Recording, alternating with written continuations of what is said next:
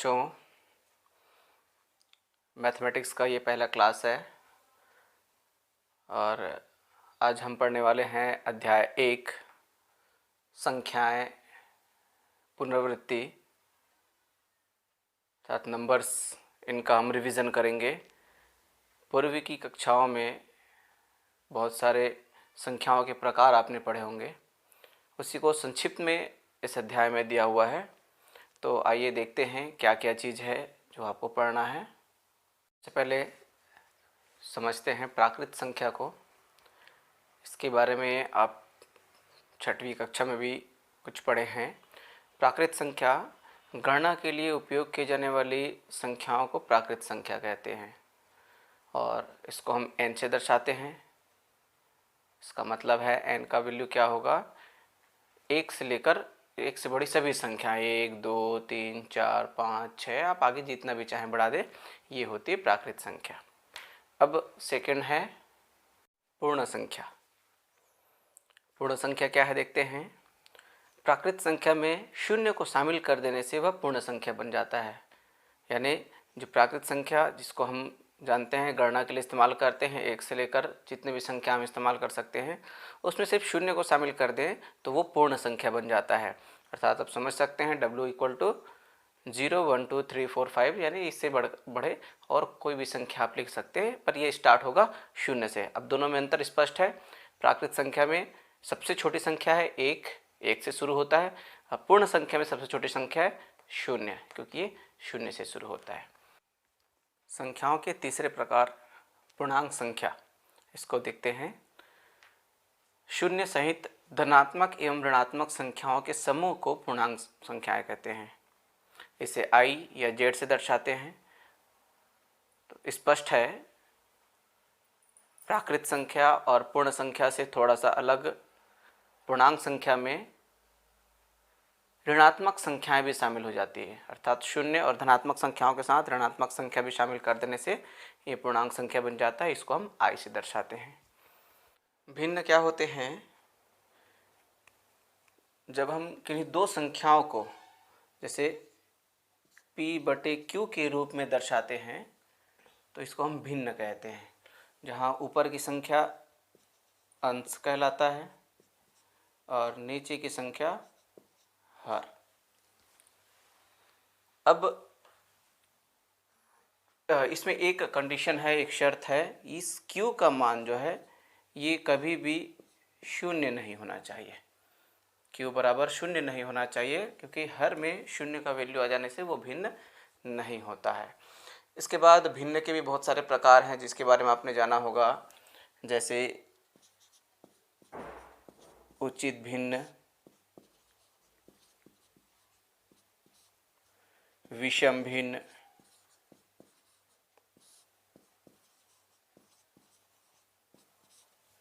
और मिश्र भिन्न।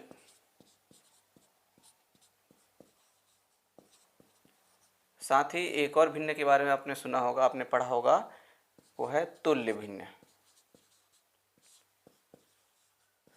तो एकदम संक्षिप्त में देखते हैं ये सभी चीज़ें क्या है। उचित भिन्न क्या होता है, जब किसी भिन्न का हर जो है वो अंश से बड़ा होता है। जैसे यहाँ पर मैंने लिख दिया 3/5, तो ये हर जो है वो बड़ा है, तो ये उचित भिन्न।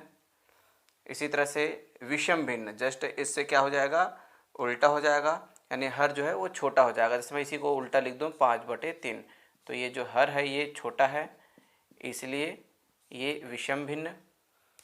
और मिश्र भिन्न, तो मिश्र भिन्न में कोई भी एक पूर्णांक संख्या और भिन्न दोनों एक साथ जब लिखे जाते हैं तब उसको हम मिश्र भिन्न कहते हैं। जैसे मैं यहाँ पर लिख दूँ 4 सही 3/5, ये एक मिश्र भिन्न है जिसमें 4 पूर्णांक है और 3/5 भिन्न है, तो ये दोनों मिलकर मिश्र भिन्न। मिश्र का मतलब मिला हुआ, दोनों मिला हुआ, इसलिए मिश्र भिन्न। कोई भी संख्या ऐसा आप लिख सकते हैं 1 सही 1/2, ये सभी मिश्र भिन्न है। तुल्य भिन्न, तो तुल्य भिन्न जब किसी एक ही भिन्न को दूसरा भिन्न भी दर्शाता है। जैसे ये 1/2 है और यहाँ पर 2/4 है, तो ये दोनों एक ही चीज़ को दर्शा रहे हैं। क्यों? क्योंकि 1/2 में ऊपर और नीचे यदि 2 का गुणा कर दें तो 2 एकम 2 और 2 दूनी 4, या इसी में 3 का गुणा कर दें तो 3 एकम 3, 3 दूनी 6। तो ये तुल्य भिन्न है जिसमें हम ऊपर और नीचे समान संख्या का गुणा करके या भाग करके तुल्य भिन्न ज्ञात करते हैं। तो इस तरह से ये भिन्न और भिन्नों के कुछ प्रकार जिसको आपने अच्छे से पढ़ लिया है। आइए देखते हैं प्रश्नावली 1। प्रश्नावली 1 का पहला प्रश्न है, खाली स्थानों की पूर्ति बड़ा है, छोटा या बराबर लिखकर कीजिए। यानी 3 सिंबल निशान हैं, बड़ा है का, बराबर का और छोटा है का। इन तीनों में से कोई भी एक निशान आपको लगाना है जो आपको सही लगे। तो ये पूर्णांक संख्या है पूरे, जिसमें धनात्मक ऋणात्मक दोनों संख्याएं आपको दिख रही हैं। इनको अगर आप थोड़े से ध्यान से गुणा करें, क्योंकि पूरे में गुणा ही है, तो दोनों साइड जो खाली स्थान है उसके दोनों साइड की संख्या को देखना है कि कौन सा छोटा होगा, कौन सा बड़ा होगा, या कौन सा, या दोनों बराबर होगा। पहला जैसे संख्या है, इसमें ऋण 2 गुणित 9, तो ऋण 2 और 9 का गुणा करेंगे तो ये आएगा ऋण 18, 9 दूनी 18 और ऋण है तो ऋण। उसी तरह से राइट साइड देखें तो एक ऋण 3 है और एक 9 है, तो जाहिर सी बात है 9 तिया आता है 27 और ये ऋण, तो ये ऋण 18 और ये ऋण 27, संख्या दोनों अलग अलग है। अब ये देखना है बराबर तो नहीं है, श्योर है, लेकिन ये छोटा है या ये छोटा है। तो आप देखें कि ऋण 8 जो है संख्या रेखा में, आप देखें तो संख्या रेखा में हमेशा जो राइट साइड जो संख्या होगी वो होगी बड़ी, और यहाँ संख्या रेखा में देखें तो ये शून्य के बाद इधर आता है ऋण 1, ऋण 2, ऋण 3, ये इधर जाते जाता है।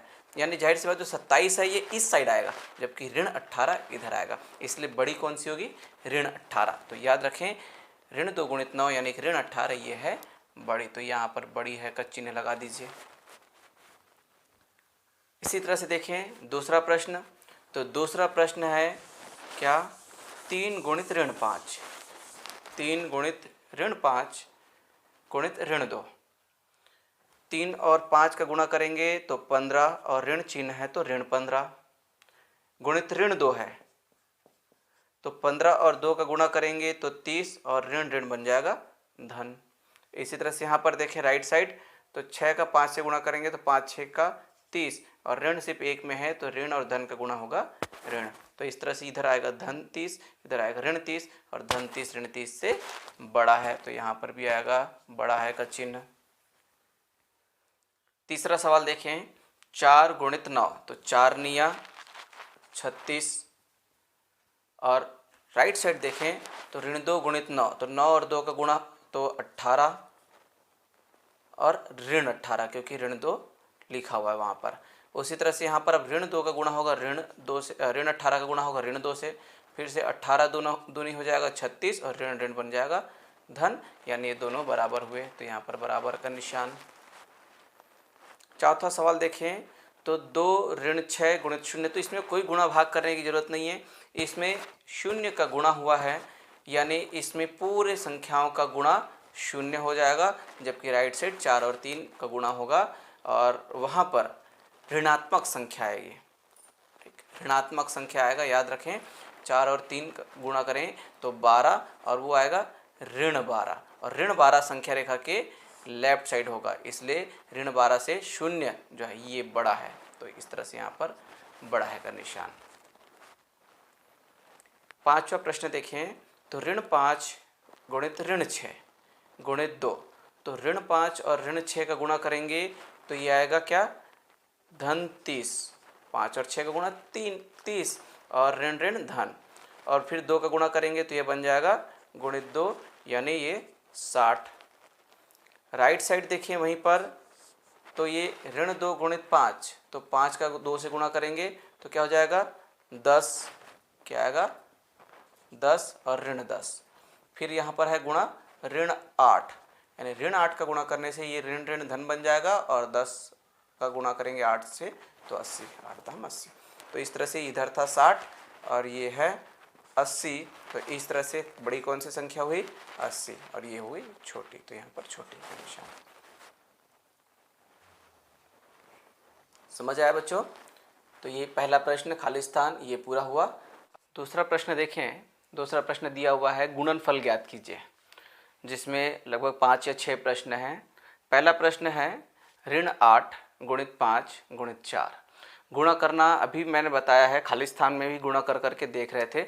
अब इसमें खालिस्तान नहीं भरना है, पूरा गुणा करने का प्रोसेस करना है। तो मैं एक सवाल बता देता हूँ आपको, बाकी आप हल करेंगे। देखते हैं ऋण 8 गुणित 5 गुणित 4। तो पहले दो संख्याओं का गुणा करते हैं।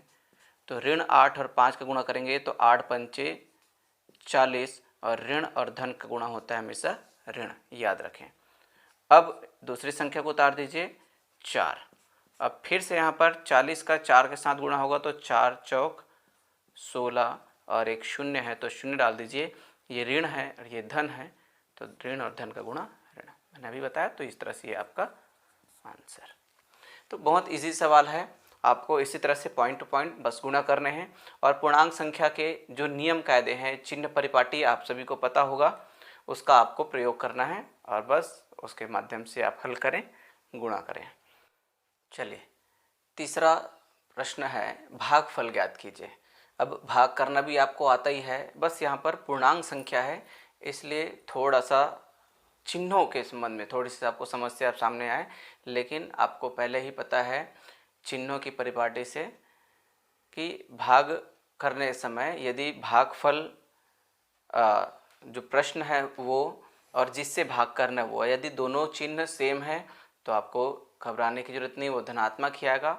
और अगर इन दोनों में से कोई भी एक ऋण है तो आंसर ऋणात्मक में आएगा। बस इतना ही आप ध्यान रखें, और उसके बाद आप भाग करके देखें। तो ऋण 80 को 16 से भाग देना है, तो 16 से भाग दे दीजिए पहले, तो सीधे 80 को, सीधे सिर्फ 80 को भाग दीजिए। 16 से 80 को भाग दें तो 16 का पहाड़ा पढ़िए कितने बार में जाएगा, 16 पंचे 80, तो सीधे 5 बार में आया। 16 पंचे 80, ये कट गया, आंसर आया 5। और मैंने बताया है कि दोनों में से कोई भी एक ऋण है तो आंसर भी आपका ऋण होगा, तो ये आया ऋण 5 आंसर। बस इतना सा काम है बच्चों। चौथे प्रश्न में देखिए, यहाँ भी पहले प्रश्न के समान रिक्त स्थान है, और इसमें भी बड़ा है, बराबर या छोटा है का चिन्ह लगाना है। इसमें एक सीधी लाइन बनी हुई है, एक कथन है एक तरह से।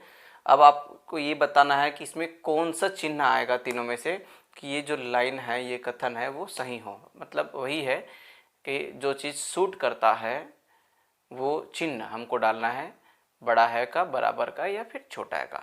इसमें भी बहुत सारे प्रश्न हैं, पर शुरुआती 2 प्रश्न मैं आपको करके बता रहा हूँ, क्योंकि ये जोड़ना वाला है, गुणा वाला मैं आपको पहले ही बता चुका हूँ। गुणा करना, भाग करना आपको पहले ही आपने प्रैक्टिस कर लिया है। तो देखते हैं सीधे जोड़ने वाले में, घटाने वाले में, इसमें कैसे आप हल करेंगे, कैसे चिन्ह आएगा। पहला सवाल देखें तो ऋण 3 धन ऋण 4। तो जोड़ना, घटाना, गुणा, भाग, ये चारों चीज़ें आपको चिन्ह के साथ आना चाहिए, और यह पहले के कक्षाओं में प्रैक्टिस कर चुके हैं। फिर भी देखते हैं, ऋण 3 और ऋण 4 को जोड़ रहे हैं। तो जब दो संख्याएं जुड़ रही है, ठीक, और चिन्ह भी दोनों का सेम है, तो वो संख्याएं आसानी से जुड़ जाएगा। 3 और 4 जोड़ेगा 7, और चिन्ह कौन सा आएगा, ऋण ही आएगा। इसी तरह से राइट साइड देखें तो ऋण 4 और ऋण 3, इनके बीच में घटाने का चिन्ह दिया हुआ है, यानी ये ऋण 4 और ये ऋण 3 के बाहर है ऋण 3। इस ऋण का जब अंदर गुणा होगा तो ये ऋण 4 और ये ऋण ऋण बन जाएगा धन 3। ठीक है, ध्यान दे रहे हैं बच्चे। जब ये बीच में ऋण है और ये अंदर में भी ऋण है, जब ये ऋण का जब हम अंदर गुणा करेंगे तो ये ऋण और ऋण बन जाएगा धन, और इसलिए ऋण 4 और धन 3 का आंसर आएगा, जो कि एक ऋणात्मक है एक धनात्मक है, इसलिए अब घट जाएगा, जोड़ेगा नहीं, घट जाएगा। और चिन्ह कौन सा आएगा, बड़ी संख्या का। तो यहाँ पर आंसर था ऋण 7, जबकि यहाँ पर है ऋण 1। तो इस तरह से आंसर जो है आप स्पष्ट रूप से बता सकते हैं कि ऋण 7 क्या है, वो छोटा है, क्योंकि मैंने पहले ही बताया संख्या रेखा के ये लेफ्ट साइड आएगा ऋण 7, तो ये ऋण 7 क्या है, छोटा है, तो यहाँ पर छोटा है का निशान लगा दें। अब दूसरा प्रश्न देखते हैं। दूसरा प्रश्न में यहाँ पर ऋण 5, ये ऋण 7 और बीच में फिर से ऋण। इसी तरह से इधर ऋण 7, ऋण 5, बीच में ऋण, संख्याओं को आगे पीछे पलट दिया। अब आगे पीछे पलटने से आंसर क्या फ़र्क पड़ेगा वो देखते हैं। तो ये ऋण 5 और ये ऋण और ऋण 7 अंदर में है, ऋण 7 जिसका अंदर में गुणा होगा तो ऋण 5 और ये बन जाएगा धन 7। इससे अब एक ऋणात्मक संख्या हो गया और एक धनात्मक संख्या, इसलिए ये क्या होगा, घटेगा। घटेगा तो 7 में 5 घटाएंगे तो 2, और चिन्ह हमेशा किसका आता है जब घटता है, तो बड़ी संख्या का। तो 7 बड़ी है और 7 धनात्मक है, इसलिए 2 धनात्मक आएगा। देखें इस साइड ये ऋण 7 और ये ऋण बीच में है, ये ऋण 5, तो इस ऋण का अंदर गुणा होगा तो ये बनेगा ऋण 7 और ऋण ऋण धन 5। ऋण का अंदर गुणा हुआ तो धन हो गया। अब एक देखें, एक ऋणात्मक है और एक धनात्मक है, इसलिए ये भी घटेगा। 7 में 5 घटाएंगे तो 2। अब देखें चिन्ह किसका आएगा, तो बड़ी संख्या। बड़ी संख्या कौन सा है, 7, और 7 क्या है, ऋणात्मक, इसलिए ये आएगा ऋण 2। ये धन 2 है, ये ऋण 2, तो ये बड़ा है, ये छोटा है, तो यहाँ पर निशान लगा दीजिए, बड़ा है का। ठीक है। 5वां प्रश्न देखते हैं बच्चों। इसमें दिया हुआ है निम्न भिन्नों को हल कर सरलतम रूप में लिखिए। तो इससे पूर्व आप पूर्णांक संख्या से संबंधित प्रश्नों को हल कर रहे थे। अभी भिन्न दिया हुआ है, 2 भिन्न दिए हैं, उसके बीच में गुणा का चिन्ह है। ऐसी कुछ और सवाल है जिसमें कहीं पर गुणा कहीं पर भाग दिया हुआ है, इसको आपको हल करना है और सबसे छोटा सरलतम रूप में ला कर लिखना है। तो गुणा करने के लिए सीधा सा तरीका है, आपको ऊपर की संख्याओं का आपस में गुणा करना है, नीचे की संख्याओं का आपस में गुणा करना है। तो 1 गुणित 6 यानी ऊपर के जो अंश है उनको आपस में गुणा कर दीजिए, नीचे 2 गुणित 7 यानी जो हर है उनका आपस में गुणा कर दीजिए। तो ये 1 और 6 का गुणा करने से 6 एकम 6, 2 और 7 का गुणा करने से 7 दूने 14। अब सरलतम रूप में लिखना है। सरलतम रूप में लिखने का तात्पर्य यह है कि ये अगर भिन्न के अंश और हर में कोई चीज़ें कॉमन हो, उभयनिष्ठ हो, तो उसको आप हटा सकते हैं, यानी छोटे से छोटे रूप में लिखना है। तो ये 6 और 14 में देखें, ये 2 से काटा जा सकता है। 2 से काटें तो 6 को काटेंगे तो 2 तिया 6 और 14 को काटेंगे तो ये 7। तो ये 3 और 7 शेष बचता है, जिसको हम और छोटे रूप में नहीं बांट सकते। तो ये 3 और ये 7, 3/7 ये भिन्न जो है सरलतम रूप में आया और यही आपका आंसर है। ठीक है बच्चों, समझ में आया। ये एक संख्या हुआ, एक सवाल हुआ जिसमें गुणा था। एक मैं और सवाल ऐसे ही भाग वाला बता देता हूँ जिसको आप कैसे हल करेंगे। तो चौथा नंबर का जो सवाल है आपका 2/3 और भाग का निशान है 8/5। तो ये गुणा वाला सवाल था, इसको आपने हल कर लिया। अब भाग वाला सवाल जो है उसको आप कैसे हल करेंगे, तो उसको में और इसमें ज़्यादा कोई अंतर नहीं है, सिर्फ एक लाइन अतिरिक्त होता है। वो क्या कि आपको भाग करना आना जरूरी नहीं है, आपको भाग को गुणा में बदलना है बस। तो गुणा में कैसे बदलेंगे, तो यहाँ पर देखिए 2/3 के बाद ये भाग का चिन्ह को अगर हम गुणा में बदलें तो ये जो चिन्ह के बाद वाली संख्या है इसका हंस और हर आपस में स्थान बदल लेते हैं। तो ये जो हर है 5 वो ऊपर अंश में चले जाएगा और ऊपर अंश जो है 8 वो नीचे हर में आ जाएगा। बस इतना ही काम आपको आना चाहिए। भाग को गुणा में बदलने के लिए इनका स्थान बदल देते हैं। अब फिर से काम सेम, ऊपर का ऊपर गुणा करें तो 2 गुणित 5, नीचे का नीचे गुणा करें तो 3 गुणित 8। आगे देखें आंसर, तो 2 और 5 का गुणा करेंगे तो 2 पंचे 10, नीचे 3 और 8 का गुणा करेंगे तो क्या आएगा 24। यहाँ पर फिर से यदि कुछ उभयनिष्ठ निकल सकता है तो निकाल दें। जैसे इसको अगर हम 2 से काट दें तो ये होता है 2 पंचे 10 और यहाँ पर आ जाएगा 12, 2 एकम 2, 2 दूनी 4। तो ये 5 और 12 इसको और छोटे रूप में नहीं काटा जा सकता, तो ये 5/12 ये आपका आ गया आंसर। ठीक है बच्चों, समझ में आया। ये 5वां प्रश्न, इसमें और भी प्रश्न दिए हुए हैं जिसको आपको बनाने का प्रैक्टिस करना है। 6वां प्रश्न से इबारती प्रश्न है छठवां, सातवां, आठवां, नौवां, मैं आठवां प्रश्न हल करके बता रहा हूँ ताकि उसकी सहायता से आप नौवां प्रश्न भी हल कर लें, क्योंकि पूरे प्रश्न को हल करके यहाँ से दिखाया नहीं जा सकता, बताया नहीं जा सकता, कुछ काम आप लोग के लिए भी शेष रहना चाहिए। इसको पढ़ें पहले एक बार अच्छे से, जिसमें कह रहा है प्रभात 500 रुपये लेकर बाज़ार गया। उसने कुल रुपयों के 1/4 रुपयों की किताबें खरीदी तथा कुल रुपयों के 1/5 रुपयों की मिठाई खरीदी। बताइए उसके पास कुल कितने रुपए शेष बचे। तो प्रश्न अच्छे से समझेंगे तो बनाने में आसानी होगी। सबसे पहले चीज़, प्रभात के पास कुल कितने रुपए थे? 500 रुपये। अब वो बाज़ार से दो चीज़ें लेकर आया, एक किताबें जो है कुल रुपयों की 1/4 रुपये, और है दूसरी मिठाई जो है कुल रुपयों की 1/5 रुपये। तो वो एक्चुअल में वैल्यू कितना होगा वो आप निकाल लीजिए। तो देखते हैं हल। यहाँ पर आपको 500 रुपये उसके पास था वो तो पता है, लेकिन मिठाइयों का मूल्य और किताबों का मूल्य, तो सबसे पहले किताबों का मूल्य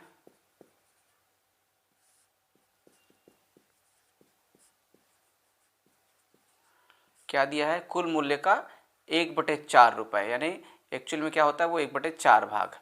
तो ये हो जाएगा कुल मूल्य 500 गुणित 1/4,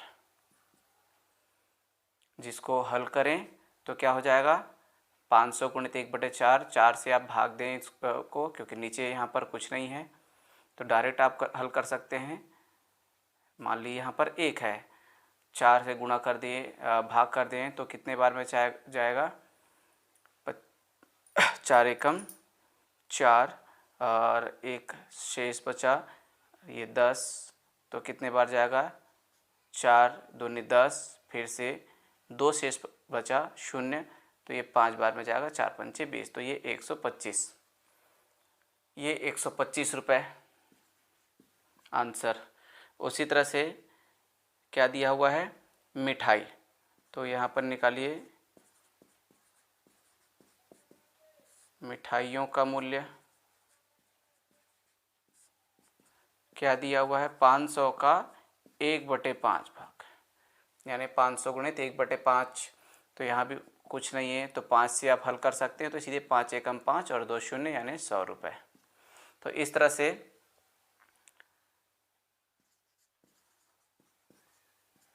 प्रभात ने कुल खर्च किए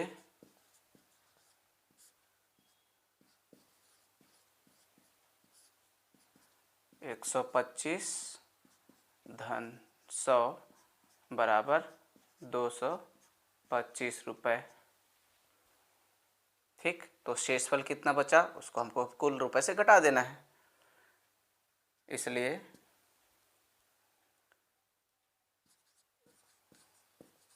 उसके पास रुपए बचे,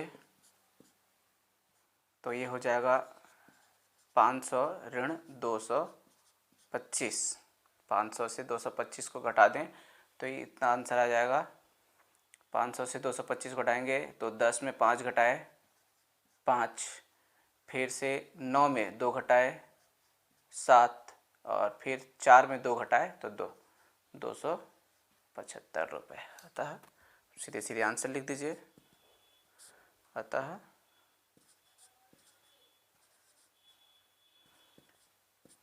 प्रभात के पास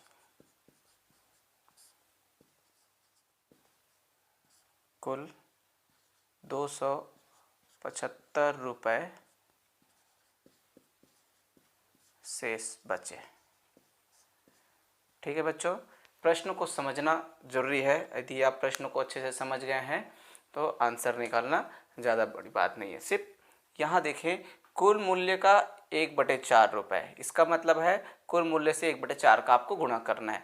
उसी तरह से कुल मूल्य का 1/5 रुपये, इसका मतलब है कुल मूल्य में 1/5 का गुणा करना है। तो इस कथन को बस आप समझें, उसके बाद बाकी सारी चीज़ें आप इजीली हल करते हैं। तो ठीक है बच्चों, ये 8वां प्रश्न मैंने बता दिया है। इसी तरह से आप 9वां प्रश्न भी हल कर लेंगे और इसके साथ ही प्रश्नावली 1 समाप्त हो जाएगा। ठीक है, आज का क्लास हम यही समाप्त करते हैं। जितने प्रश्न मैंने आपको बताए हैं उसको प्रैक्टिस करिए और उसकी सहायता से बाकी बचे हुए प्रश्न भी आसानी से बन जाएंगे। ठीक है बच्चों, सबको बाय।